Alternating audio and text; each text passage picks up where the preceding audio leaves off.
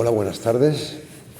Bienvenidos al Salón de Actos del Nexus, del edificio Nexus. Soy Pepe Galindo, el decano de la Facultad de Bellas Artes. Y realmente casi me he colado en esta mesa, ¿no? Estoy aquí un poco por protocolos, quizás, pero muy interesado, evidentemente, en el tema que nos toca hoy y el de las conferencias anteriores y el de las que están por venir. Bueno, veréis, en Bellas Artes tenemos el único departamento de toda la Universidad Española, el único departamento de restauración, de conservación y restauración de bienes culturales de toda la Universidad Española. Es un orgullo para nuestra facultad y, por supuesto, para nuestra universidad, que de algún modo estamos representando aquí, ¿no? Es un departamento que ha venido definitivamente a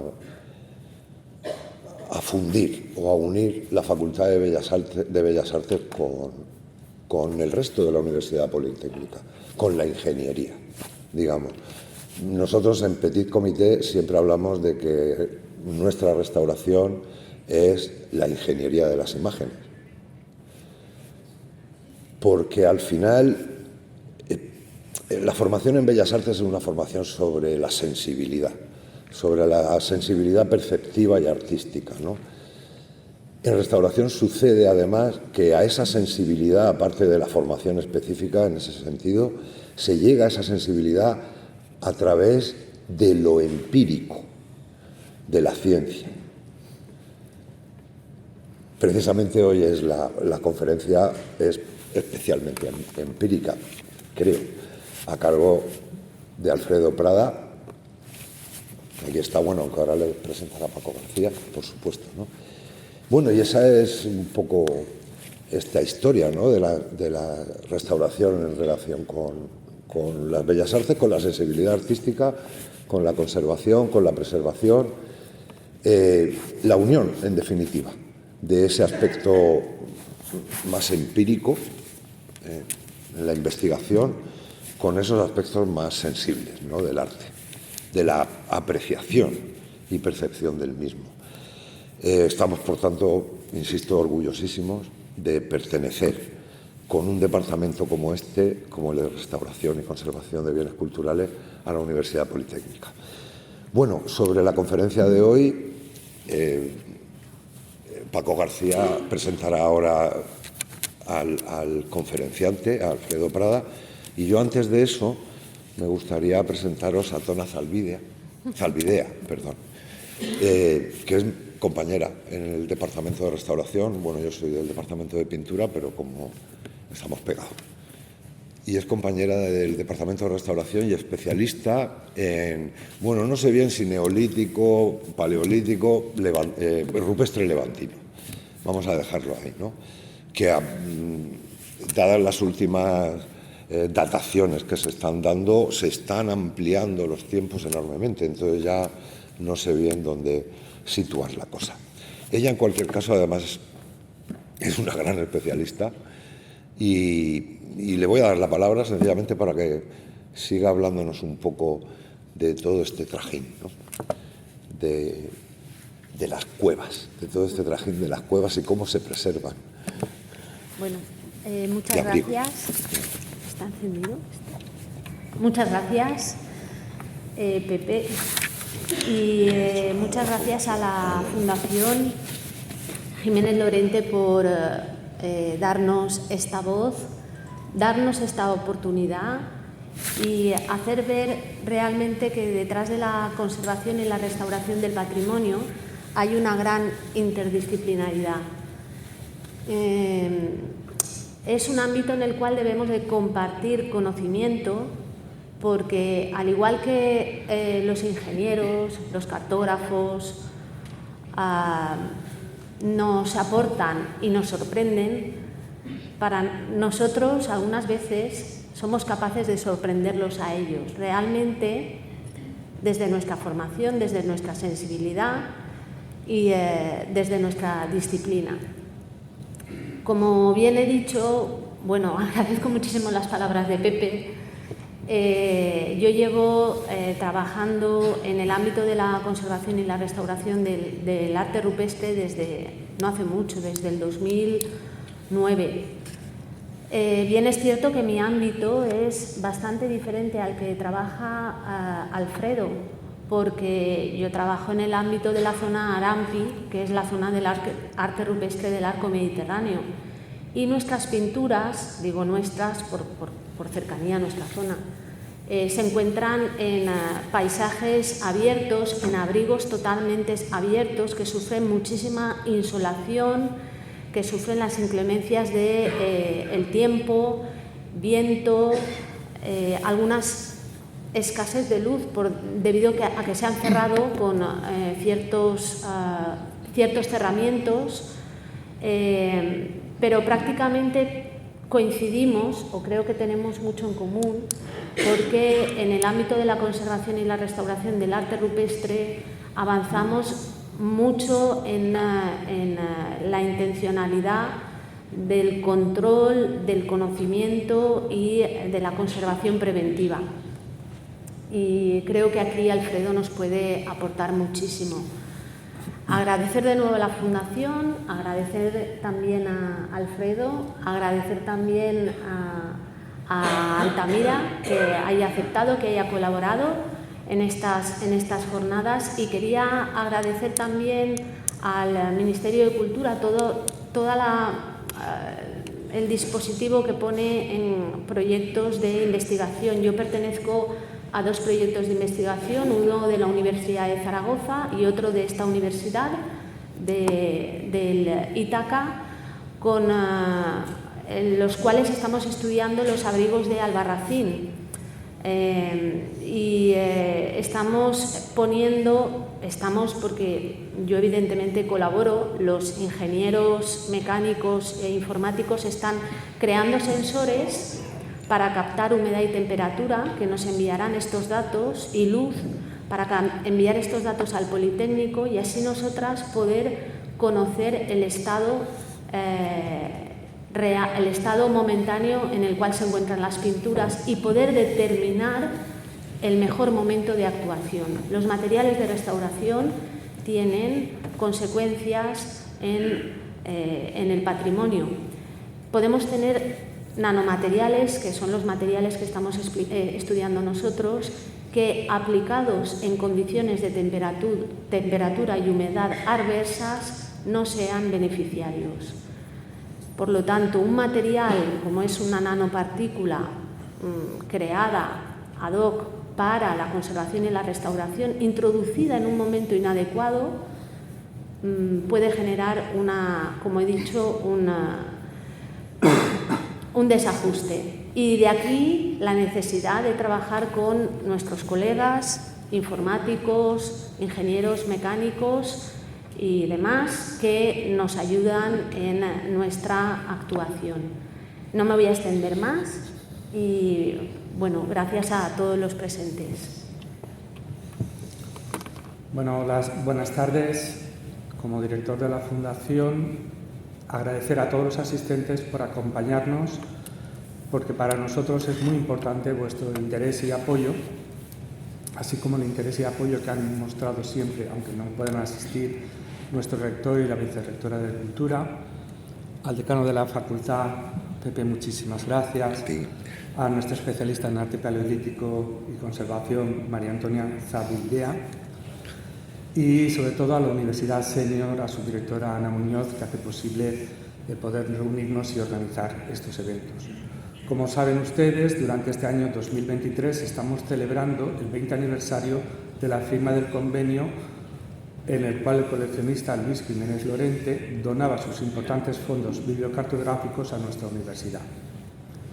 Entre las actividades programadas ha supuesto una satisfacción inmensa poder compartir con todos ustedes este ciclo de conferencias sobre Altamira, la consagración del arte paleolítico, que tanta acogida está teniendo y que ha concitado durante los últimos meses en esta sala las interesantísimas charlas de la directora del Museo Nacional y Centro de Investigación de Altamira, Pilar Fatás Monforte, y de la subdirectora del mismo museo, Carmen de las Heras Martín, la cual estas conferencias las podéis disfrutar en YouTube, que han sido grabadas y editadas por nuestro colaborador Juan Araque.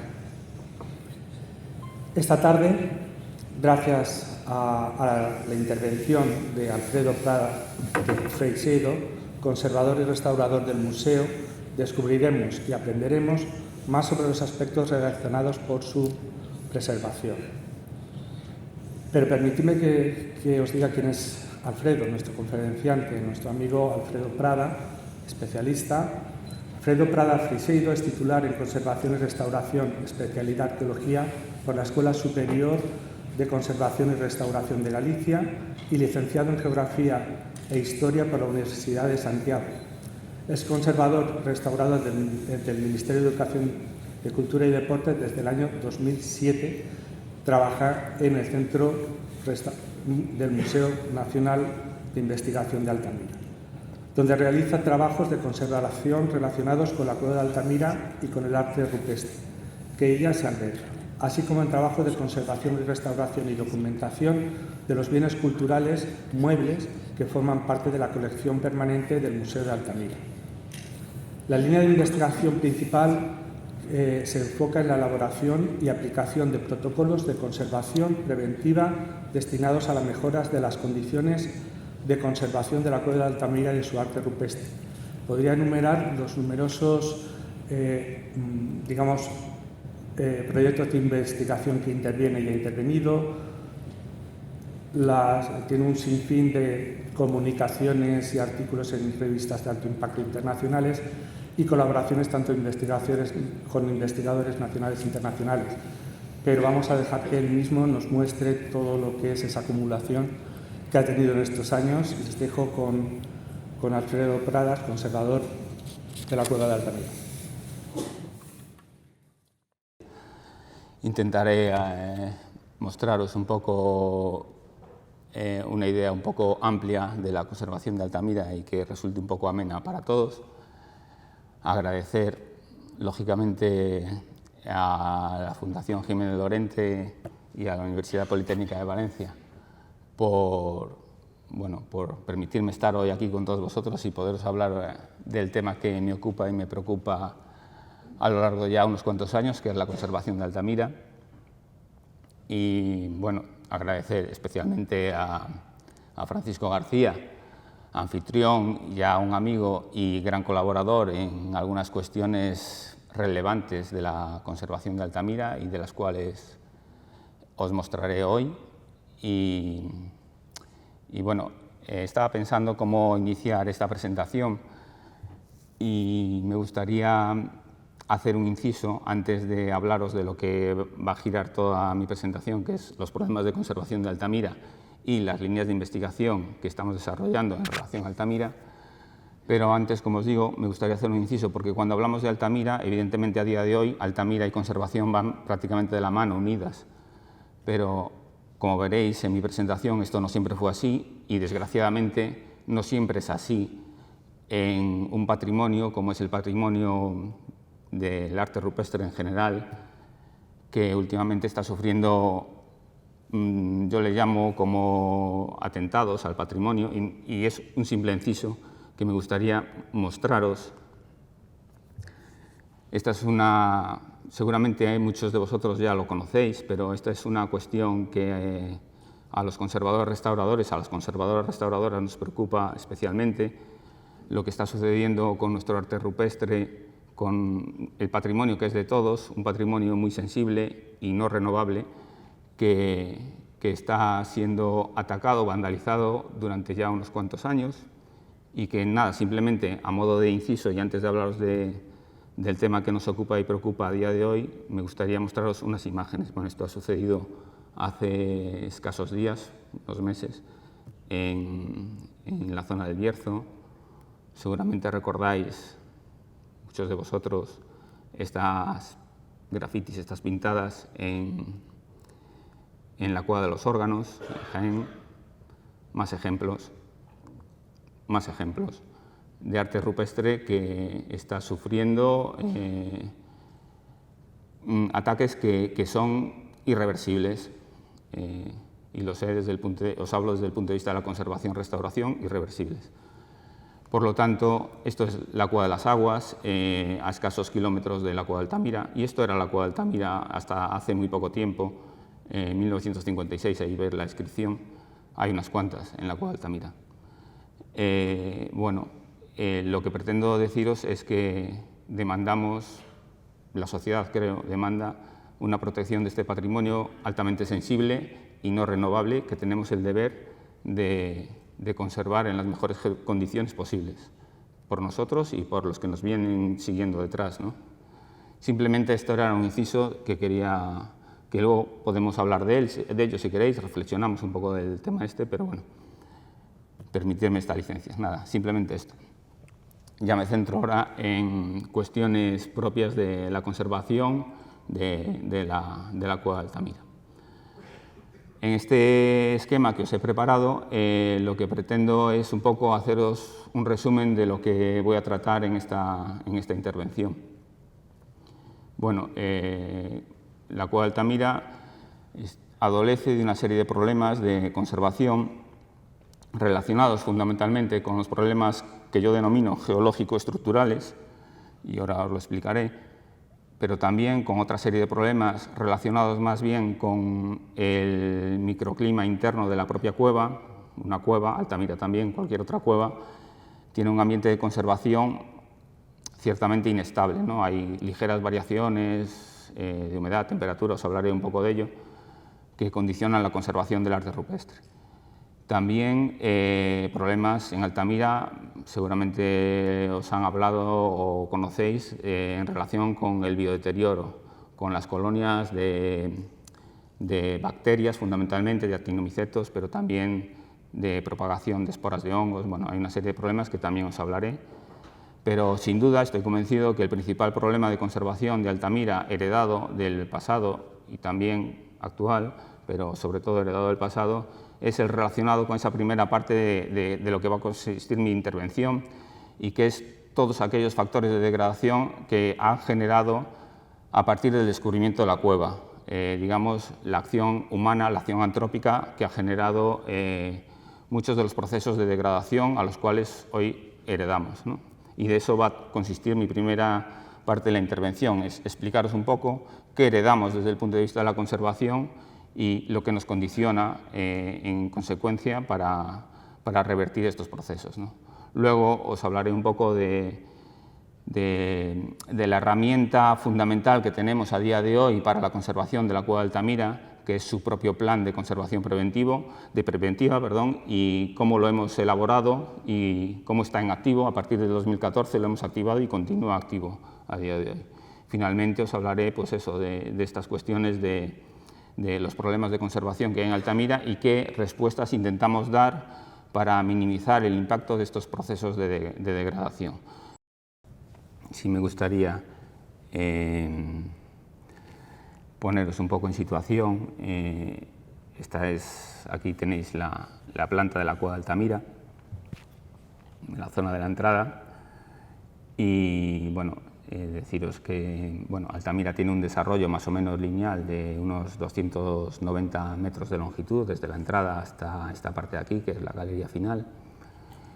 Y evidentemente Altamira, sobre este desarrollo lineal se abren una serie de galerías y una serie de salas. Todos conocéis o todos habéis oído hablar de la sala de polícromos, que está a escasos 30 metros de la entrada actual de la Cueva de Altamira, y que es esta imagen que os muestro aquí.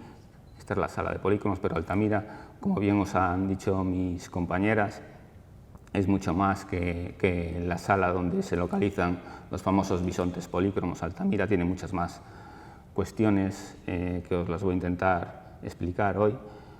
Hay otra serie de salas, otra serie de galerías. En este espacio que os marco aquí con el puntero es el espacio que denominamos el divertículo y al que corresponde esta imagen que tenéis aquí.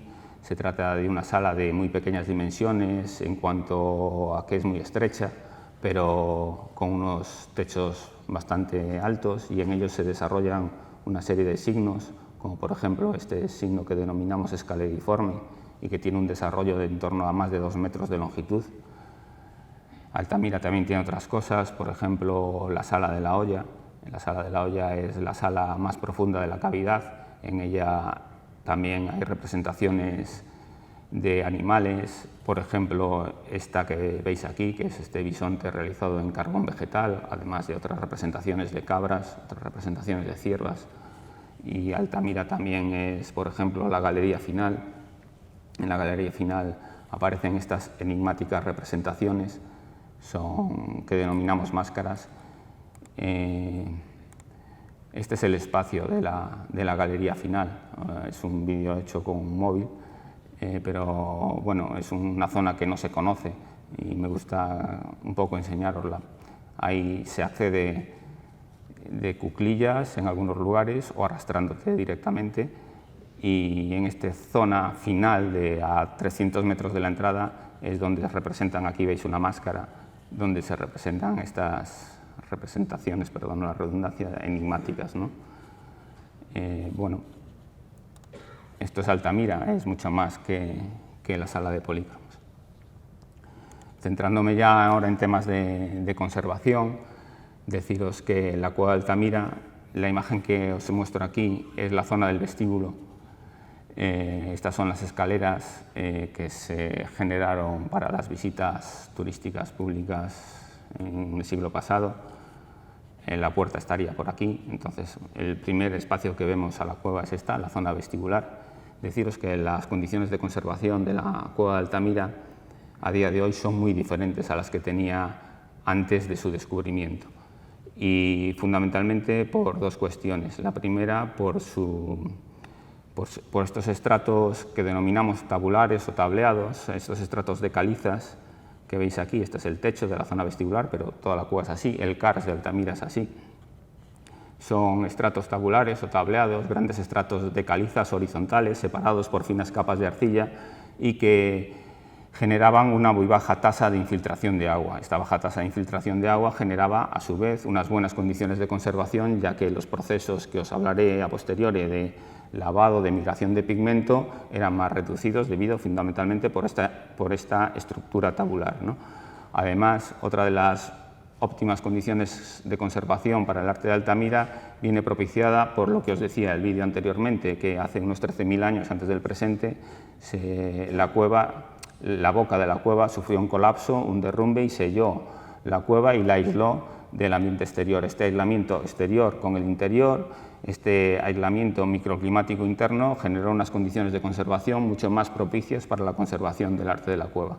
Estos dos factores son muy relevantes para que a día de hoy estemos disfrutando del arte que hay en Altamira. Pero os llamo la atención este esquema que os pongo aquí, donde intento hacer una recreación de los procesos de degradación, de alteración naturales que se han producido en la cueva de Altamira. Estos procesos de degradación o de alteración naturales del arte de la cueva se han producido, evidentemente, desde el propio inicio del propio arte de Altamira, ¿no? En esos primeros momentos ya esos procesos de degradación se producen. Lo que pasa es que estos procesos de degradación, aunque sí son constantes a lo largo del tiempo, son lentos.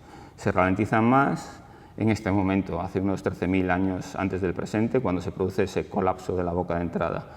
Y ya con el descubrimiento de la cueva en 1868 y posteriores, se reactivan esos procesos de degradación. Solo a través de una serie de medidas que intentamos implementar a día de hoy de conservación preventiva, y no solo hoy, a tiempo atrás también se ha intentado activar estas medidas de conservación, intentamos minimizar el impacto que estos procesos de degradación generan en las condiciones de conservación de Altamira.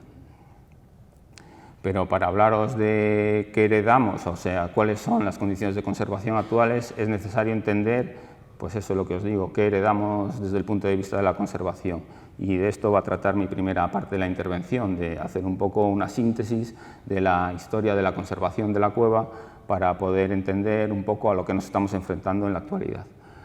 Y si nos retrotraemos a esos primeros años del descubrimiento de la cueva, vemos como la evolución de la planta de la cueva, y más concretamente la zona vestibular y la sala de polícromos, ha variado considerablemente. Esto es como sería la planta de la cueva, zona vestíbulo, zona sala de polícromos, en la época donde visteis el vídeo, donde esas sociedades de cazadores-recolectores vivían hace 14.000 años.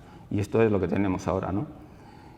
Y estas modificaciones o transformaciones que se han sufrido en la cueva vienen determinadas, en primer lugar, por la apertura de una boca o una puerta de acceso en torno al año de 1880. Esa primera puerta rompe esa estabilidad microclimática interna y se produce una conexión con el exterior, ya que la puerta que se pone es una verja de hierro que permite la comunicación del interior con el exterior. Para solucionar esta cuestión y para solucionar otras desde el punto de vista estructural, ya que se estaban produciendo no solo ahora en esos momentos del descubrimiento, sino que antes también procesos de desplomes gravitacionales de bloques, sobre todo en esta zona de aquí, en la zona vestibular, pues la primera modificación que se produce en el interior de la cueva es este muro que veis aquí. Este es el acceso a la sala de polícromos, ¿no?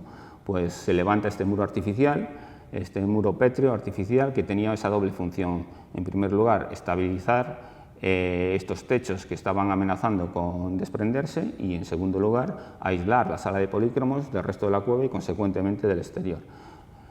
Yo lo llamo la primera modificación que se produce en el interior de la cueva. Os estoy hablando pues, a principios del siglo pasado.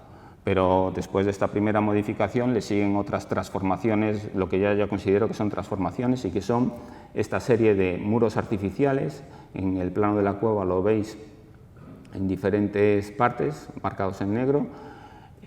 Sin duda, la intervención más radical es la que se produce aquí, es este muro que denominamos ciclópeo, ya que rodea la zona vestibular y llega hasta la sala de polícromos, cerrando la propia sala de polícromos y haciendo, esto es importante porque me remitiré a ello posteriormente, haciendo que este espacio, el espacio de polícromos, sea un espacio mucho más cerrado, mucho más confinado, y por lo tanto las consecuencias que se generan en este espacio serán exponencialmente mayores desde el punto de vista de la conservación. Estas modificaciones a las que me estoy remitiendo y que os hablan de situaros en la década de los años 20-30 del siglo pasado, le siguen otras modificaciones que intentan revertir algunos de los problemas de conservación más importantes que había en ese momento en la cueva de Altamira y que continúan a día de hoy, que son esos problemas gravitacionales, geológicos gravitacionales, de desprendimientos de algunos estratos, fundamentalmente en la zona vestibular, y que en el proyecto de reparación y arreglo que realiza el ingeniero de caminos Alberto Corral dice que están condicionados por el agua de infiltración. Por lo tanto, sus acciones van encaminadas a evitar ese agua de infiltración, y una de ellas es, esta es una ortofoto de la sala de polícromos, y hay una gran grieta central que atraviesa la propia sala, el propio techo de la sala de polícromos de oeste a este, y que en esos momentos se sella con un mortero de cemento para evitar esos procesos de infiltración de agua. Bueno, esta acción en esos momentos, lógicamente bien intencionada, nos está generando a día de hoy una serie de problemas de conservación de los que luego me remitiré. Este es un detalle de ese sellado con mortero de cemento de la grieta central, ¿no? Se producen otra serie de modificaciones, como ya se abren se abren caminos o suelos realizados en gravilla de 1,20 m de anchura para facilitar las visitas a la cueva. También se rebaja el suelo original de la sala de polícromos, dejando únicamente el testigo central. Este sería el nivel del suelo original, y veis como aquí en todo el perímetro se ha rebajado todo este suelo. De hecho, veis yacimiento arqueológico, este nivel negro que veis aquí es yacimiento arqueológico, o sea que se ha rebajado. Volvemos, esto os estoy hablando de la década de los años 20-30. Continuando en este breve repaso de la historia de la conservación, también otro hecho relevante para la conservación del arte, sobre todo de la sala de polícromos, es el proyecto realizado por el arquitecto Gonzalo Bringas, que llega a la cueva de Altamira de la mano del Comisario General para la Defensa del Patrimonio Artístico, ahí lo pongo.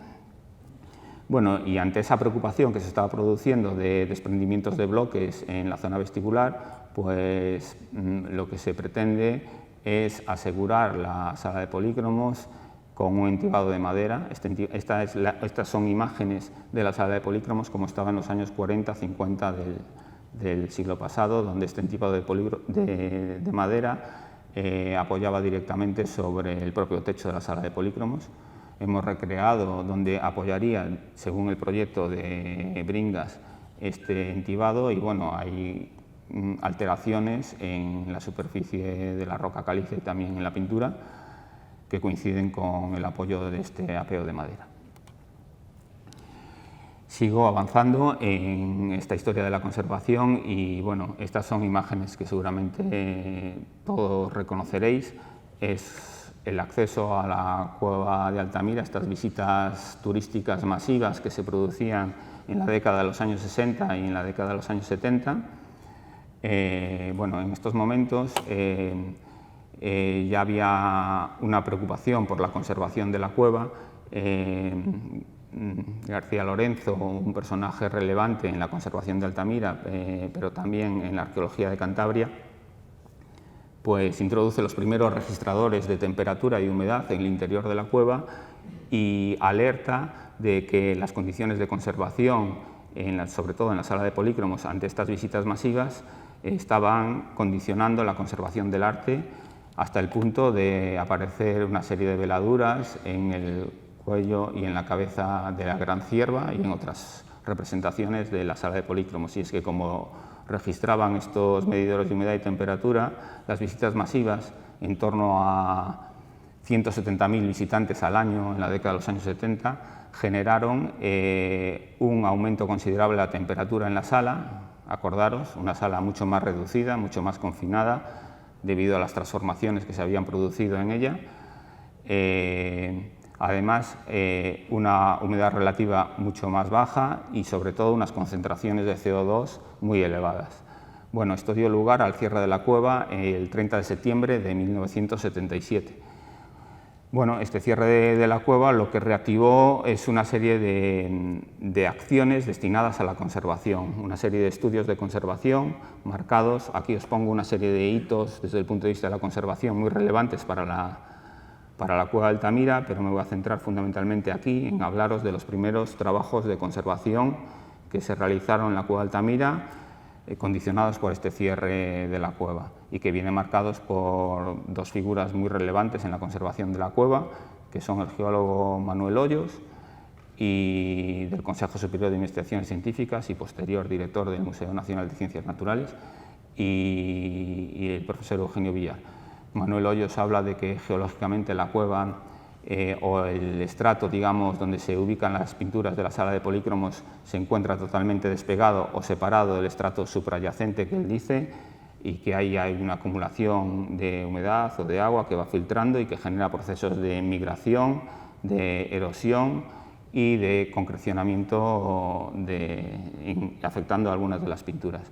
Por otro lado, Eugenio Villar establece un nuevo régimen de visitas, lo marco ahí, en torno a 8.500 visitantes al año. Y para Manuel Hoyos este régimen de visitas no superaría, según dice él, los umbrales limitantes establecidos por la dinámica natural de la cueva. Bueno, luego os hablaré un poco de esto y veréis cómo esto no es así, y el Consejo Superior de Investigaciones Científicas establece que esta, digamos, estudio-predicción era realmente muy optimista y que sí afectaban este número de visitantes a las condiciones de conservación de las pinturas en la sala de polícromos. Bueno, y ya para finalizar esta primera parte de mi presentación sobre la conservación, de la historia de la conservación, deciros que se produce, con este régimen de visitas, se produce una nueva crisis de conservación.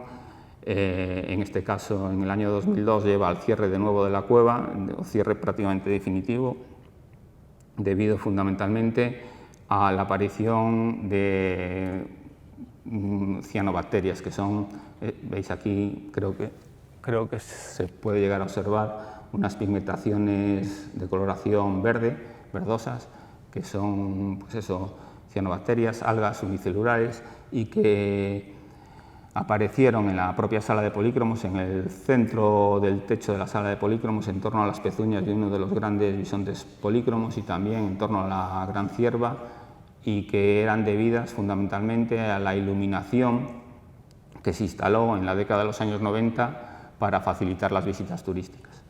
Esta es la sala de la olla, la iluminación, y esta es la iluminación que había en la década de los años 90 en la sala de polícromos. Evidentemente, esto todo se ha retirado y actualmente solo accedemos a la cueva mediante luz LED y luz cada uno personal, ¿no? Vamos.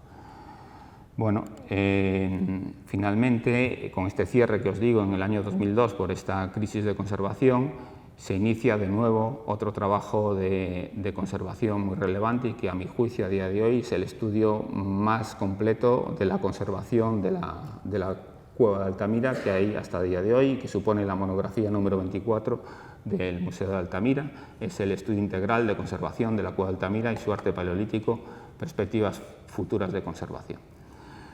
En él hay muchas conclusiones desde el punto de vista de la conservación muy relevantes para Altamira. Una de ellas es que, según dice el Consejo, en el interior de la cueva de Altamira no existe ningún nicho desprovisto de colonia de bacterias. Bueno, esto es así, según ellos, porque las transformaciones generadas en la cueva de Altamira, las modificaciones, las visitas masivas, las excavaciones arqueológicas, las transformaciones en el interior de la cueva, pero también en el exterior de la misma, han generado que un medio como es como debería ser una cueva o la cueva de Altamira, con una baja carga energética, se haya transformado en un ambiente con una gran cantidad de nutrientes. Esta gran cantidad de nutrientes genera una proliferación de colonias de bacterias. Estas son una foto macro de esa zona vestibular del techo de la cueva, donde veis esas colonias de bacterias amarillas, blancas y grises. Y es que este tipo de colonias de bacterias viene propiciado en parte por lo que os muestro en esta imagen. Aquí, bueno, la cueva se desarrolla en esta imagen, yo creo que lo entenderéis mucho mejor. Os he proyectado la planta de la cueva. Esta es una imagen del año de 1988, esta es la del 2020. No sé si se ve bien la planta de la cueva, y lo que os estoy intentando explicar es que aquí, antes de la década de los 90, había una estabulación ganadera. Esa estabulación ganadera lo que generó es un fango orgánico, y que este fango orgánico dio lugar a que, gracias al buzamiento de los estratos del Karst de Altamira, en esa dirección dieron lugar a que una cantidad de materia orgánica, nutriente para este tipo de colonias de bacterias, filtrara sobre todo a la zona vestibular, que es esta que os marco aquí, y a la zona del cruce, también a la sala de polícromos. El Consejo Superior de Investigaciones Científicas aplicó una medida de conservación indirecta para minimizar el impacto de esta cantidad de nutrientes al interior de la cueva. Planteó un segundo cierre que se ubica aquí, justo antes de la zona que denominamos del cruce y antes de la sala de polícromos, y lo que pretendía este segundo cierre era evitar la propagación de esos nutrientes a través de esporas que desde la puerta de acceso podrían llegar a zonas más profundas de la cueva, o también de hidroaerosoles. Aparte, este segundo cierre lo que ha permitido es reducir la oscilación térmica en la propia sala de polícromos y reducir también la oscilación en cuanto a las concentraciones de CO2. Por lo tanto, es una medida, una acción. Cuando hablamos de acciones de conservación o de restauración, fundamentalmente de conservación, siempre entendemos que aplicamos algo directamente sobre un bien patrimonial. Bueno, lo que pretendemos en Altamira, o lo que procuramos hacer siempre, es realizar intervenciones indirectas que repercutan en beneficio de la conservación, pero que no sea una aplicación directa sobre las pinturas, sobre los grabados, etc., ¿no? Bien, esto era la primera parte de mi presentación, hablaros un poco de qué heredamos desde el punto de vista de la conservación, para saber un poco a qué nos estamos enfrentando y qué medidas o qué acciones de conservación podemos aplicar. Y una de ellas, una herramienta esencial de la que disponemos en la cueva de Altamira y que nos está resultando muy útil, es su plan de conservación preventiva, que está activado en la cueva de Altamira desde el año 2014. Bueno, este plan de conservación preventiva se ideó a través de una iniciativa del antiguo Ministerio de Educación, Cultura y Deporte, a través de su Secretaría de Estado de Cultura. y a través de ellos se ideó un programa de investigación para dotar a la Cueva de Altamira de ese plan de conservación preventiva. Este programa, como cualquier acción que se desarrolle en la Cueva de Altamira, pasa por el filtro del patronato del Museo Nacional y Centro de Investigación de Altamira. Bueno, para elaborar este plan de conservación preventiva, que como os digo es una herramienta fundamental para la gestión y la coordinación de todas las medidas de conservación, se trabajó un grupo de trabajo de 54 profesionales de diferentes instituciones y bajo criterios de multidisciplinaridad. Esta es una palabra muy manida, pero es verdad. Había geólogos, había químicos, había conservadores, restauradores, conservadoras, restauradoras. Había un perfil profesional muy amplio de diferentes instituciones y trabajaron en esos dos aspectos que os estoy poniendo aquí, en establecer una diagnosis precisa del estado de conservación de la Cueva de Altamira, con especial atención a la sala de polícromos, pero también identificar el impacto que la presencia humana, y cuando hablamos de presencia humana hablamos de una visita turística, sí, pero hablamos también de una visita de investigadores, hablamos de la visita de conservadoras, restauradoras, hablamos de cualquier persona que acceda a la cueva, el impacto que la presencia humana genera en las condiciones de conservación de la cueva. Y para ello esos 54 profesionales se estructuraron en estos 5 grupos de trabajo. Os voy a hablar un poco de cómo elaboramos el plan de conservación preventiva de la Cueva de Altamira.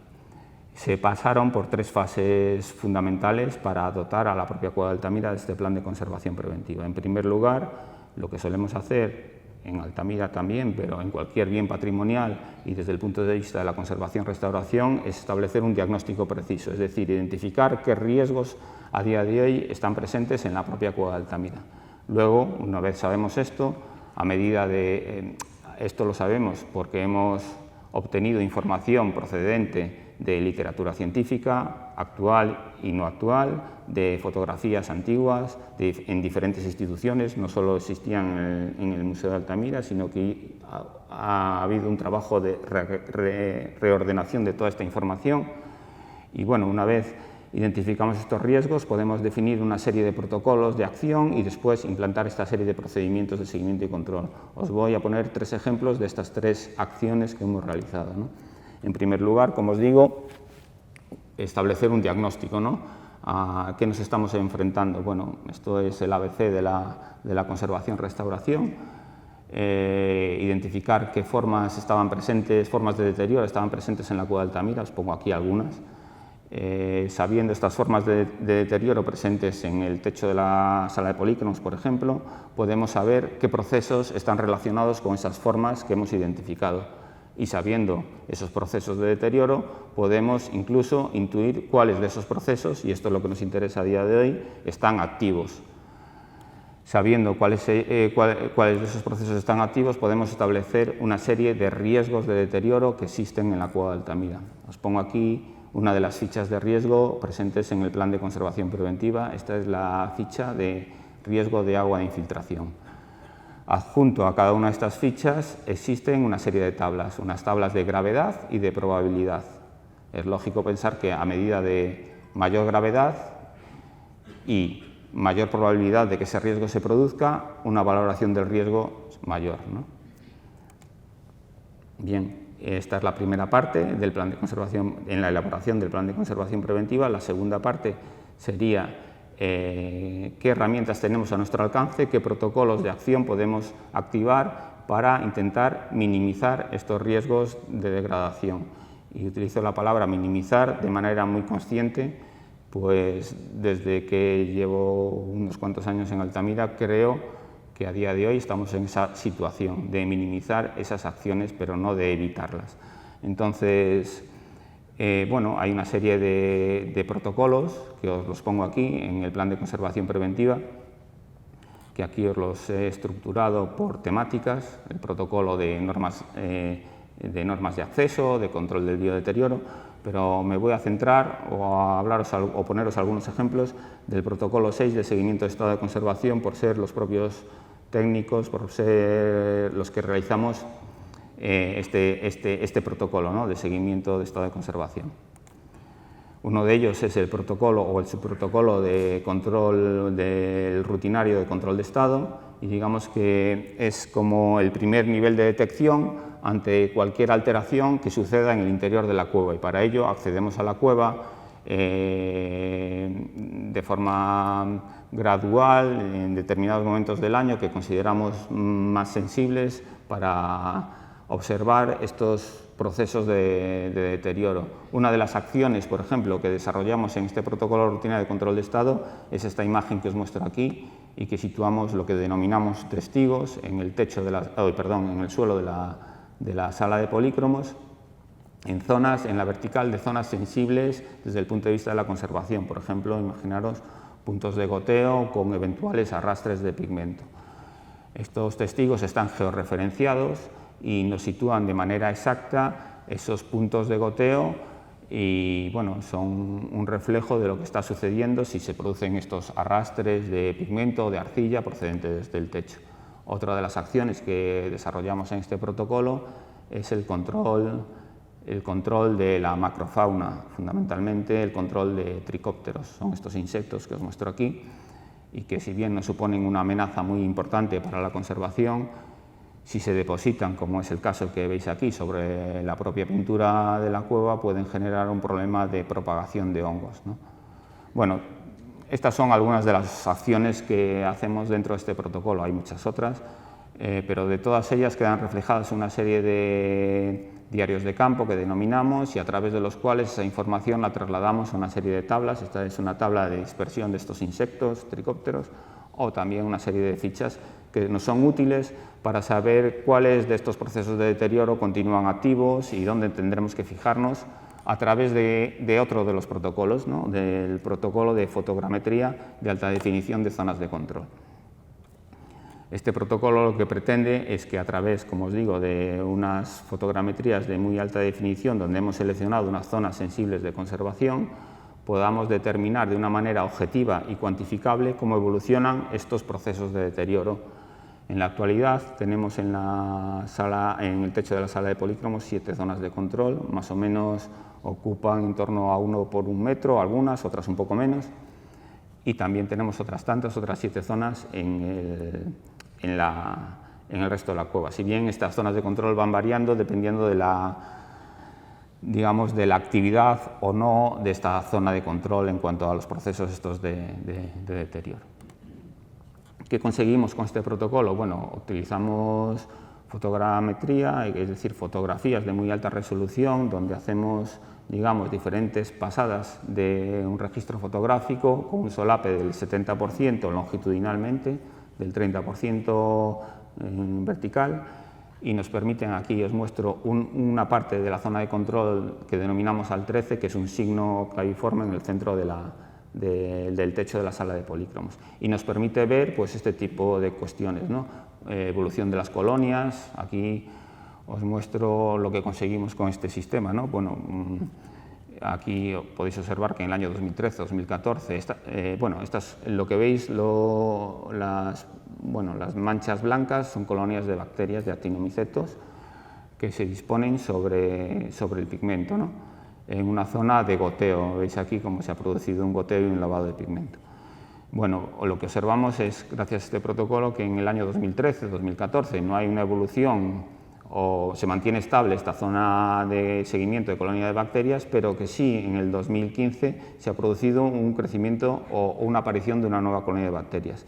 La escala que os muestro aquí, que no sé si la observáis bien, pero bueno, son 2 milímetros. Esto es lo que nos permite este protocolo. También otras cuestiones, por ejemplo, ver migraciones de pigmento en zonas de goteo activo, ¿no? Veis cómo el pigmento, en muchas ocasiones, o en zonas, sobre todo en zonas próximas a estos goteos del techo de la sala de polícromos, se encuentra ya desprendido de su soporte, de la roca caliza, y esa lámina de agua lo que genera es que el pigmento flote dentro de la propia lámina de agua y genere estas migraciones. Bueno, aquí os lo pongo, ¿no? Pérdida y migración de pigmento, fundamentalmente en zonas de el perímetro de zonas de goteo activo.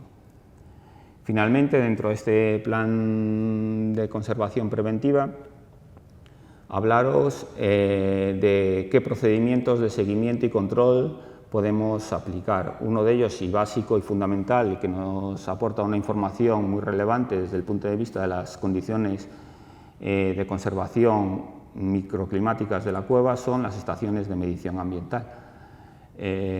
Como la que veis aquí, que es la estación de medición ambiental que tenemos en la propia sala de polícromos. En la actualidad tenemos 5 estaciones de medición ambiental, una en la zona de la entrada, otra en el cruce, justo después de esa segunda puerta que os hablaba anteriormente, otra en la sala de polícromos, otra en esa sala de la olla, esa sala más profunda de la cueva, y otra en la sala del pozo, que está justo a la entrada de esa galería, galería final, donde os decía al principio se ubicaban esas representaciones de máscaras. Bueno, pues estas estaciones de medición ambiental que nos informan a tiempo real, ya que se realiza una medición cada 15 minutos, cada 3 segundos si se produce una visita al interior de la cueva, de una serie de parámetros relevantes para la conservación. Por ejemplo, de la temperatura, se mide la temperatura a diferentes alturas. Esta es una sonda de temperatura ubicada o enterrada en el propio suelo de la sala de polícromos, es decir, se mide la temperatura del suelo, se mide la temperatura a 10 centímetros del suelo, se mide la temperatura a nivel medio, la temperatura a 10 centímetros del techo y la temperatura fundamental, la temperatura de la roca, o sea, del techo. También se mide la humedad relativa, se mide el CO2, la presión atmosférica y se mide también el gas radón. El gas radón no es relevante para la conservación del arte de la cueva, pero sí es relevante, y esto está recogido dentro del plan de conservación preventiva, para la seguridad de las personas que accedemos a la cueva. Y por lo tanto es importante su control y su medición, ya que en momentos del año, fundamentalmente en invierno, las concentraciones de este gas, también las de CO2, son muy elevadas. Bueno, esto nos permite establecer, como os muestro aquí, unos límites de acceso, ya en los que en esos momentos, por las condiciones microclimáticas internas, el acceso a la cueva puede estar permitido, y otros límites de alarma o de restricción de acceso a la cueva debido a estos factores que os estoy comentando. Bueno, a modo de resumen de este segundo bloque de mi presentación, es que el plan de conservación preventiva lo que nos está proporcionando es una información relevante que nos permite activar una serie de medidas destinadas a saber qué está sucediendo desde el punto de vista de la conservación en la cueva, es decir, qué líneas de investigación tenemos que implementar o activar o incidir para entender cuáles de estos procesos de degradación que el plan de conservación preventiva nos está informando continúan activos y de manera muy activa, ¿no?, por así decirlo. Bueno, hasta aquí os he hablado un poco de la historia de la conservación de la cueva, que heredamos desde el punto de vista de la conservación y cuál es la herramienta básica que continuamos activando y que se ha activado desde el 2014 en la cueva, que es su plan de conservación preventiva. Pero para entender todos estos procesos de degradación que se están produciendo en la cueva de Altamira, hay que entender que la cueva de Altamira no es una cueva aislada, o sea, no es la cueva únicamente de Altamira en un entorno como es el Karst de Altamira. Lo que veis en esta imagen es la zona sur del Karst de Altamira, es decir, la zona contraria al acceso a la cueva. Veis, como os intento situar en esta flecha, la propia cueva de Altamira, pero Altamira, digamos, o el Karst de Altamira es una evolución desde el punto de vista geológico de ese Karst. Probablemente la cueva de Altamira fue la primera en formarse, pues es la que está más en superficie. La cueva de Altamira es una cueva muy somera. Digamos que pensar que desde el exterior, desde la montera exterior o la campa a los techos, por ejemplo, el techo de la sala de polícromos son únicamente 7 metros, y que, por ejemplo, a la sala de la olla son 15 metros, o sea, está muy próxima a la superficie. Bueno, y además, en Altamira, junto con Altamira, en el propio Karst de Altamira, conviven otras cavidades. Aquí está la cueva de la Castañera, la cueva de la Adrea, la cueva del Zorro, y todas ellas muy próximas entre sí. La cueva de la Castañera, la boca de la cueva de la Castañera, la cueva de Altamira son 343 metros. Los trabajos que hemos desarrollado recientemente con ayuda de la prospección geofísica y también con la empresa Ingeomatis, con Vicente Bayarri, nos han permitido topografiar de una manera muy precisa todas estas cavidades, o al menos algunas de ellas, entre ellas la Cueva de la Castañera, y sabemos que a día de hoy el desarrollo de la Cueva de la Castañera llega a cruzar con el final de la Cueva de Altamira. Evidentemente a una cota diferente, siendo la Cueva de la Castañera inferior y la Cueva de Altamira en una parte superior, pero que sí llegan a cruzar. Podéis entender que cualquier acción que generemos tanto en el exterior como en el interior de cualquiera de estas cavidades afectará a las condiciones microclimáticas de conservación de la propia Cueva de Altamira. Y para haceros una idea de estos trabajos, no sé cómo decir esto, bueno, yo entiendo, y yo soy el primero en decirlo, que este trabajo es apasionante, pero en muchas ocasiones nos encontramos con estas situaciones, ¿no? Aquí estamos topografiando la Cueva de la Castañera. La Cueva de la Castañera es esto que veis aquí, es un vídeo realizado con el móvil, pero bueno, es una cueva donde hay prácticamente un río dentro de la cueva con esta morfología. Son, bueno, una cueva muy estrecha, pero sí os lo traigo porque me gustaría que vierais que aunque Cueva de Altamira y Cueva de la Castañera están en torno, ahora lo sabemos, 40 metros de distancia, siendo la Cueva de Altamira superior y la Cueva de la Castañera inferior, estos son los techos de la Cueva de la Castañera. Digamos que buzan en dirección a la propia Cueva de Altamira, y por lo tanto es mucho más próxima de lo que realmente pensamos, y que por lo tanto cualquier acción que se genera en esta cueva afectará a las condiciones de conservación de Altamira. Por lo tanto, la conservación de Altamira supone también la conservación de todo el karst de Altamira, también de la Cueva de la Castañera. Bueno, y os traigo esta imagen porque esto es la topografía de la Cueva de la Castañera. O sea, supone acceder por espacios como lo que estáis viendo aquí. Y justo aquí estamos encima de Altamira, ¿no? Bueno. Continuando un poco con estos problemas de conservación, os traigo esta imagen, porque debemos pensar que geológicamente hablando la cueva de Altamira es una cueva que consideramos, insisto, geológicamente hablando, en una etapa final de su vida, es en una etapa senil. Los procesos, digamos, destructivos que os hablaba al principio, de desprendimientos de bloques, continúan a día de hoy, son más relevantes que los procesos constructivos, digamos, de fosilización o de formación de espeleotemas, etc., ¿no? La cueva de Altamira es una cueva que está en una fase final. Además, la Cueva de Altamira está condicionada por una serie de fracturas, de fisuras, de diaclasas, de desplacamientos, como ha demostrado los estudios de prospección geofísica y como, bueno, en colaboración con Francisco, veis aquí como este radargrama nos está mostrando una serie de fracturas verticales de varios metros de profundidad, ¿no? Desde la zona del lapiazo, prácticamente desde la superficie exterior hasta los propios techos de la cueva.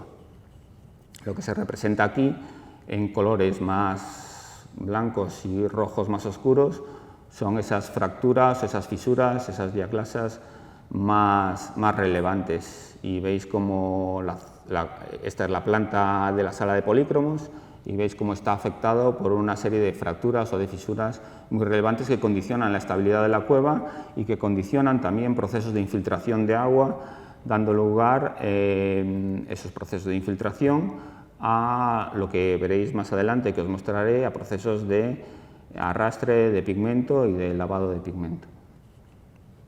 Esta es la zona del vestíbulo, justo en el acceso a la cueva, esa zona que os hablaba al inicio de la presentación, esos caos de bloques en el suelo de esta zona vestibular, que proceden muchos de ellos del propio techo de la cueva, por esos desprendimientos que os estaba comentando. Bueno, y los trabajos de prospección geofísica nos han permitido, pues, documentar de una manera muy precisa estas fracturas, estas fisuras, estas fracturas que se desarrollan desde los niveles superiores hasta los propios techos de la Cueva de la sala de polícromos. Aquí veis cómo pasamos la antena, en este caso de 100, bueno, es una antena que nos permite profundizar de manera relevante para saber dónde se sitúan estas fracturas o estas fisuras, y también como pasamos otras antenas de geofísica en las zonas internas, en la propia sala de polícromos, evidentemente a una distancia prudencial del techo, pero que nos permiten enlazar la información que tenemos del exterior con el interior y poder documentar todas estas cuestiones de alteraciones desde el punto de vista estructural que veis aquí representadas en colores marrones, así. Aquí veis la sala de polícromos y cómo esos primeros metros están afectados. Está afectado todo, bueno, aquí está incompleto, pero como veis cómo se intenta representar todas estas fracturas, estas fisuras, estos desplacamientos que se producen en esos niveles desde la parte inicial, desde la montera hasta los propios techos de la sala de polícromos. Este es el techo de la sala de polícromos y esta es la montera, ¿no?, existente. Bueno, estos trabajos de prospección geofísica también se han aplicado a esos muros artificiales de los que os hablaba anteriormente y que están diseminados por diferentes partes de la cueva. Nos interesaba este estudio, pues no sabíamos muy bien si estos muros que se realizaron en los años 20-30 del siglo pasado estaban cumpliendo la función por la cual estos muros fueron levantados, es decir, garantizar la estabilidad de una cueva que, como os digo, está en un proceso final de su vida, ¿no? Y bien, la información que nos está aportando la geofísica es que estos muros están en carga, la mayor parte de estos muros están cumpliendo la función por la cual fueron levantados en esos momentos. Es una intervención radical, es evidente, que no tengo muy claro si a día de hoy estaríamos en condición de hacer algo así, pero lo que es cierto es que, estoy convencido de ello, es que han salvado algunas de las salas de la cueva del colapso, ¿no?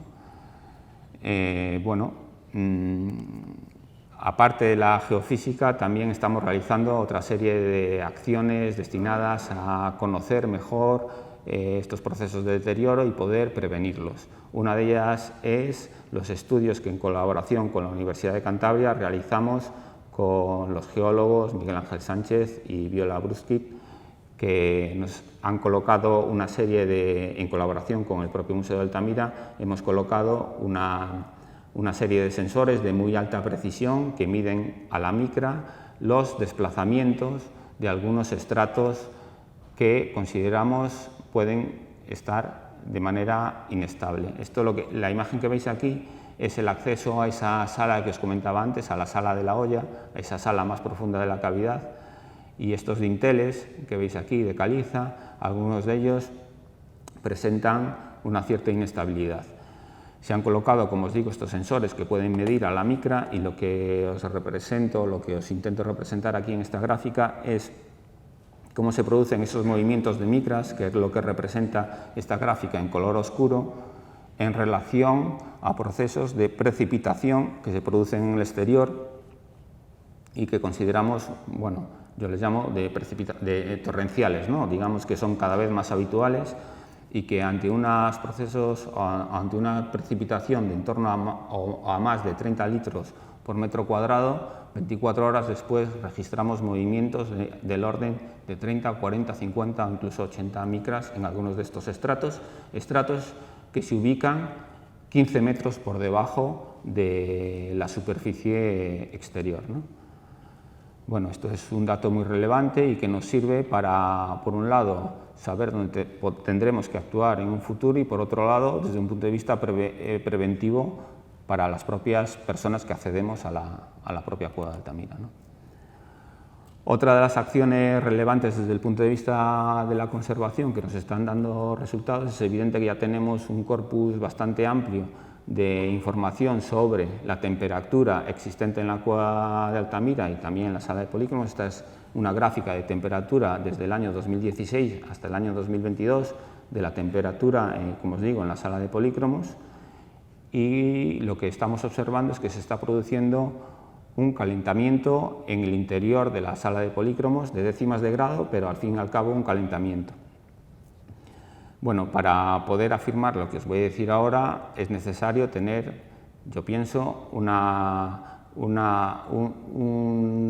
mayor corpus de información sobre estas dinámicas de temperatura, pero bueno, desde el año 2016 hasta el año 2022 observamos este calentamiento en la sala de polícromos, y si eso unimos a que la cueva de Altamira es una cueva, como os digo, muy somera, muy próxima a la superficie, bueno, podemos relacionar un poco los efectos del calentamiento global con estar generándose un proceso de calentamiento a nivel de décimas de grado en el interior de la sala de polícromos.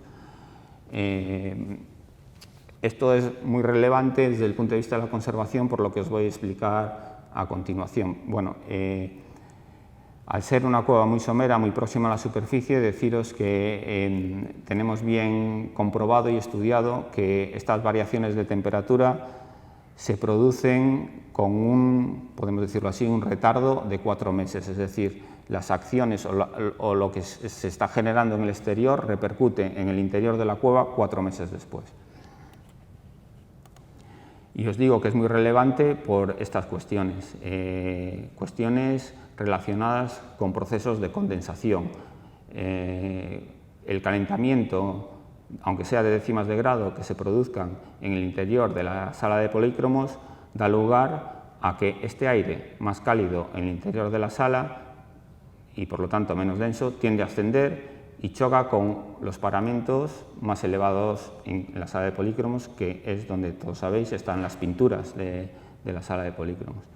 Se producen estos procesos de diferencia térmica entre la temperatura de la roca y la temperatura del aire de la sala, y da lugar a procesos de condensación o de microcondensación, que son estas gotas que os muestro aquí. ¿Qué pasa con el agua de condensación? El agua de condensación es ligeramente ácida. Cuando este agua de condensación permanece durante cierto tiempo en un punto muy concreto del techo de la sala de polícromos, se producen procesos de microcorrosión. Y esta microcorrosión genera, por lo tanto, una disgregación de la roca caliza y una pérdida de adhesión del pigmento o de las arcillas que en esos momentos están afectados por esa gota generada por condensación. Digamos que este es un proceso de degradación natural, pero bueno, este proceso que os he descrito ahora también lo podéis aplicar desde el punto de vista inducido, o sea, inducido por quién, por las personas que accedemos al interior de la sala de polícromos. Cuando accedemos a un espacio muy reducido, muy confinado, como os estaba contando anteriormente, se está produciendo este mismo proceso de condensación. Nosotros exhalamos vapor de agua, un aire más cálido, y por lo tanto se produce este choque térmico, temperatura de la roca y nuestro aire exhalado, y genera un proceso de condensación. Los estudios realizados por el Consejo Superior de Investigaciones Científicas, y ahora sí me remito a lo que os decía al principio de la presentación, cuando Villar hablaba de esas 8.500 personas al año que accedían a la sala de polícromos, bueno, ese estudio lo implementó el Consejo Superior de Investigaciones Científicas y determinó que para ese régimen de visitas establecido por Villar, en la sala de polícromos se podrían producir en torno de 52 litros de agua condensada al año. Pensar lo que esto podría generar en las condiciones de conservación del arte de la cueva. Y ya que estoy hablando de estos procesos inducidos, también me gustaría citar la importancia del CO2. Nosotros también, además de emitir vapor de agua, también generamos CO2, en torno a 950-1.200 gramos al día. Y el CO2 también es uno de los factores determinantes en la degradación del arte rupestre, y más concretamente en cueva, y más concretamente en un espacio muy cerrado como es la sala de polícromos, ya que el CO2 induce a procesos también de microcorrosión. Bueno, os he preparado este simple esquema de todo esto que os estoy contando, donde en el interior de la sala de polícromos las variaciones de temperatura inducen a cambios, variaciones de temperatura muy ligeras pero importantes, que inducen a cambios dimensionales en, por ejemplo, las arcillas. Pensar que, como dice Manuel Hoyos, la roca caliza, hay una interfase entre la roca caliza y el pigmento, que es una fina capa de arcillas, y estas capas de arcillas pueden generar procesos de dilatación o de contracción ante estos cambios ligeros pero importantes de temperatura. Además está el CO2, como os decía ahora, que genera procesos de microcorrosión de la propia roca soporte. Las colonias de bacterias, que os mostraré posteriormente, pero que además de ocultar la pintura, también inducen o fijan CO2 en su estructura. Y también después está el agua de infiltración. El agua de infiltración da lugar también a esos procesos de lavado cuando esa pintura ya está desprendida de su soporte y da lugar a esto que os muestro aquí. Un estudio de caso que os valdrá como ejemplo de todo lo que os estoy hablando es nuestra zona de control ALT1. Nosotros denominamos ALT1, os lo marco aquí en este recuadro, y es un signo que está ubicado a los pies de uno de los grandes bisontes polícromos del centro de la sala de polícromos. En la vertical de esta nuestra zona de control ALT1 ubicamos una serie de vasos de precipitado justo ubicados en los puntos de goteo activos. Esto es lo que sucede en algunos momentos del año en relación a esta zona de control ALT1. Esto se registró en el año 2013, el primer punto de goteo con arrastre de pigmento, pero a día de hoy hemos observado en este mismo punto de control 3 o 2 puntos más de goteo con arrastre de pigmento. Como veis, estos son otros puntos de goteo. Digamos que esta es una situación, como os decía al principio de mi presentación, que ha sucedido desde que se ha creado el propio arte de la cueva de Altamira, ¿no? Estos puntos de goteo con arrastre de pigmento se han producido en estos otros puntos que veis aquí, pero continúan activos a día de hoy, ¿no? Y esto es lo que os estaba explicando, ¿no? Aquí veis la roca en un proceso de microcorrosión por esos procesos naturales o inducidos de agua de condensación, de CO2, etcétera. Y aquí veis cómo se han producido procesos, digamos, o unas formas de alteración, craqueladuras o pérdidas de adhesión del pigmento a esa roca soporte. Luego interviene el agua de infiltración que da lugar a ese arrastre y definitiva pérdida del pigmento. Este es un mapa de alteración de nuestra zona de control ALT1.1, donde veis la evolución de la laguna, es decir, del espacio desprovisto ya de pigmento desde el año 2013 en marrón hasta el año 2022. Y aquí lo que os intento mostrar es que la zona representada en amarillo es esa laguna que os decía antes, es decir, ese espacio desprovisto de pigmento, y cómo va evolucionando año tras año hasta la situación del año, en este caso 2021. Os quiero llamar la atención a que, como podéis comprobar, parece como que la laguna, es decir, el espacio desprovisto de pigmento, ha evolucionado, entre comillas, favorablemente, ya que en algunos momentos parece como que se ha recargado de pintura, y es verdad, se ha recargado de pintura porque el pigmento que realmente recogemos en nuestros vasos de precipitado no procede únicamente del punto de goteo concreto, sino que esos procesos que estoy hablando de alteración natural se producen no solo en los puntos de goteo, sino en las zonas limítrofes, y se producen esos arrastres de pigmento a ese punto de goteo, se recarga con pintura y se produce, como veis en la gráfica, un punto concreto, un momento concreto del año donde se produce ese goteo y finalmente la pérdida del pigmento. Estos son lo que hemos estudiado, los diferentes cauces por los cuales el pigmento ya ha perdido su fijación al soporte y va conduciéndose a esa zona del punto de goteo y finalmente la pérdida del pigmento. El microscopio electrónico de barrido, que nos permite determinar muy bien la morfología y caracterizar muy bien cada una de las partículas existentes en esos procesos de deterioro que generan ese arrastre y que recogemos en nuestros vasos de precipitado, nos habla de que se están produciendo, como os digo, esos fenómenos de disolución de la roca caliza. Nos hablan además de esos procesos de exfoliación de algunas de las partículas, arcillas también, que hablan de esos procesos de contracción, dilatación que os he explicado anteriormente, y quiero detenerme un poco aquí, ¿no? Y que nos hablan también de que existen partículas que asociamos a la dolomía. ¿Por qué es importante esto? Bueno, lo entenderéis con esta imagen. Esto es una columna estratigráfica general del interior de la cueva de Altamira y veis como la capa de polícromos, es decir, el techo de polícromos o la capa de polícromos donde se distribuyen las pinturas, está justo por debajo de una capa, de la capa marrón, unidad 6, dolomía, y esta capa, digamos que para que nos entendamos, forma un efecto paraguas. Digamos, la capa de dolomías es una capa ligeramente más impermeable y lo que está haciendo o efectuando es que ejerce una labor de protección en cuanto a ese agua de filtración que genera por esas grietas a el techo de la sala de polícromos. Pero lo que estamos observando es que se está produciendo una disgregación de esa capa, de esa capa dolomítica y, por lo tanto, puntualmente en algunas partes esa disgregación está generando una mayor filtración de agua. Sigo. Es mucho rollo, no sé. Vale. Ya veo que sí. Me lo paso esto entonces.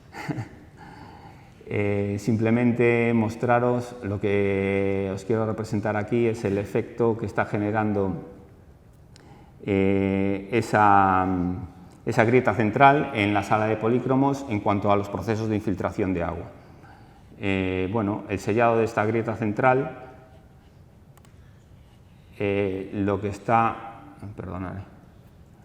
el sellado de esta grieta central lo que está propiciando es que ese agua de infiltración que llega de las partes más superiores, lo que está generando es un efecto tapón y nos está filtrando ese agua a partes laterales del techo de la sala de polícromos y lo que genera es un lavado. Ahora deciros un poco otra de las líneas de investigación que estamos realizando y como os estaba hablando del CO2, pues es los estudios que estamos activando en relación a la procedencia de este CO2. Tampoco me voy a centrar en todo esto que os estoy contando, pero deciros que los resultados finales que hemos obtenido sobre el análisis que realizamos sobre un analizador de gases, que es este que veis aquí, nos permite determinar que la procedencia de este CO2, que como os digo es un factor de degradación importante en el arte de la cueva, procede fundamentalmente del metabolismo generado por las plantas, o sea, el sustrato que obtenemos en el exterior, esa cobertera vegetal, genera unos procesos de filtración de ese CO2 al interior de la cueva y, por lo tanto, una medida de conservación relevante para las pinturas es mantener una cobertera vegetal muy bien cuidada, muy bien cortada, para evitar que estos procesos de aumento del CO2 se produzcan en el interior de la cueva. Ahora hablaros de los estudios un poco que hemos realizado sobre la dinámica del agua en el techo de la sala de polícromos. Todo esto que os he hablado enlaza con este estudio. Lo que hemos aplicado en el techo de la sala de polícromos es lo que veis aquí. Digamos que esto es una cuenca hidrográfica, ¿no? Lo que veis marcado en amarillo son las diferentes cuencas, lo que veis marcado en azul son los afluentes y los ríos implicados dentro de cada una de estas cuencas. Bueno, el estudio que hemos obtenido en la propia sala de polícromos es que hemos determinado cuáles son las cuencas hidrográficas dentro del propio techo de la sala de polícromos. En colores rojos veis esas cuencas, digamos, de mayor superficie y otras de menor superficie, y dentro de esas cuencas las diferentes ríos, afluentes y ríos que van a desembocar. Lo que os marco aquí en negro son estos puntos de goteo. Aquí, para que veáis un poco, aquí tenemos un punto de goteo dentro de su cuenca, aquí tenéis otro punto de goteo, ha producido el lavado en la jiba de este bisonte o en la cabeza de este bisonte, y lo que se ve, si lo ponemos en su orientación real, es que aquí existe un volumen. Fijaros, este es el punto de goteo que os estoy mostrando, aquí existe un volumen donde cualquier infiltración de agua que se produzca en torno a esta cuenca va a generar un arrastre de pigmento y, por lo tanto, el lavado en esta zona o en esta otra zona, ¿no? Y bueno, todo esto queda recogido por esos testigos georreferenciados que os he hablado dentro del plan de conservación preventiva y bueno, podemos reconstruir incluso un proceso de arrastre de pigmento, dónde procede, de qué punto de goteo procede, pero más aún de qué afluente o de qué río procede y más aún de qué fractura o fisura procede desde el exterior. Y esto os lo traigo como algo inédito, creo que sois los primeros que vais a ver esto, pero un estudio de conservación aplicado directamente para conservación, que es esta dinámica de afluentes de cuencas hidrográficas.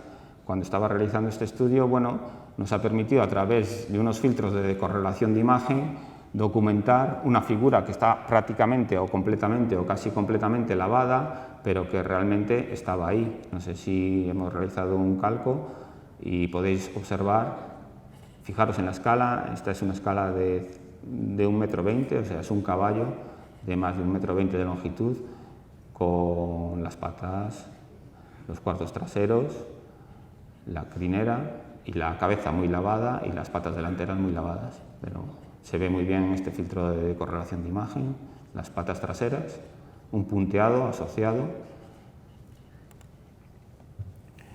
Bueno, estoy finalizando ya para acabar, deciros que bueno, estos estudios de prospección geofísica también nos están permitiendo documentar estos embolsamientos de agua que se producen en esos centímetros internos del interior del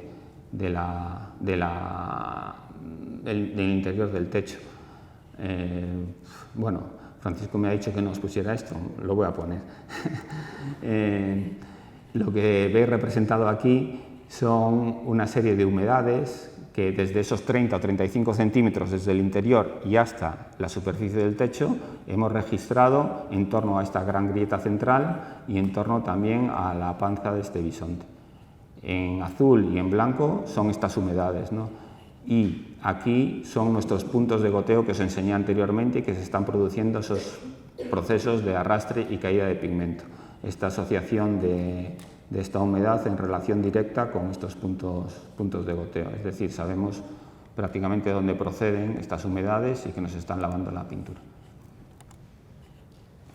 Ya como última parte, deciros que bueno, además de todos estos trabajos de investigación destinados a la conservación, también desde el punto de vista del biodeterioro realizamos una serie de muestreos para determinar el tipo de colonias de bacterias existentes en la sala de polícromos. A veces tomamos algunas muestras y a veces las analizamos con este tipo de aparatos que lo que hacen es aspirar el aire de la cueva y esto lo que nos permite pasa a través de unas placas. Estas placas se cultivan en el laboratorio y nos determinan el tipo de colonias de bacterias existentes en el aire de la cueva.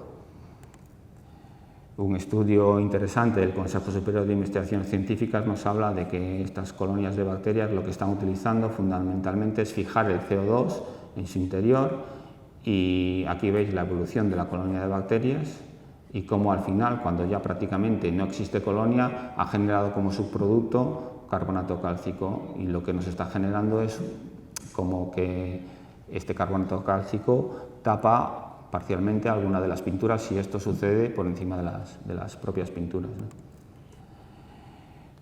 Bueno, la fotogrametría nos permite determinar cómo han evolucionado estas colonias de bacterias y los trabajos de conservación preventiva que hemos aplicado en cuanto a lo que os decía, gracias a esa información que nos daba el analizador de CO2 sobre que la actividad de la vegetación exterior generaba una importante concentración de CO2, nos está permitiendo ese cuidado de la cobertura vegetal, reducir el número de colonias de bacterias. Podéis observar cómo en los diferentes años estamos viendo cómo se van progresivamente digamos, desapareciendo estos puntitos blancos que son los que representan las colonias de bacterias.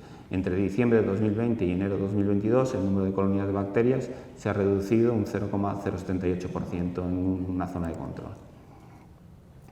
No os voy a hablar de esto, simplemente deciros que estamos implementando una serie de trabajos relacionados con la documentación hiperespectral y que nos están dando unos buenos resultados en cuanto a la relación de la actividad de este tipo de colonias y de la salud de este tipo de colonias, en relación a que el hiperespectral nos está informando de la cantidad de agua existente en algunas colonias, digamos que a mayor cantidad de agua disfrutan de una mejor salud y por lo tanto una mayor propagación, ¿no?